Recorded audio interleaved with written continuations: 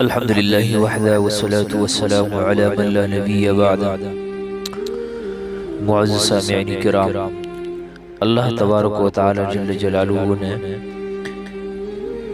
انسانوں کی افزائش کے لیے اور انسانوں کی تسکین کے لیے اللہ تبارک و تعالی جل جلالہ نے میاں بیوی کو جوڑے جوڑے پیدا کیے ہیں، اور اللہ تبارک و تعالی جل جلالہ انعام اور امتنان کے طور پر خود فرماتے ہیں یا ایھا الناس اتقوا ربکم الذی خلقکم من نفس واحدہ وخلق منها زوجها وبث منهما رجالا كثيرا ونساء۔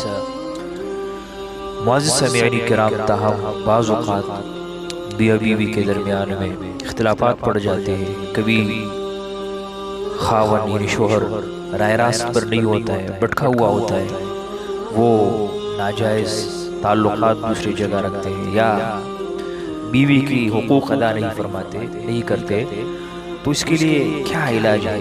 اس کے لیے علاج یہ ہے کہ آدمی یعنی جس عورت کا شوہر اس طرح ہو تو وہ روزانہ 141 مرتبہ آیت قل لا يستوي الخبيث والطيب ولو أعجبك كثرة الخبيث فاتقوا الله يا أولي الألباب لعلكم تفلحون، سورہ مائدہ آیت نمبر 100۔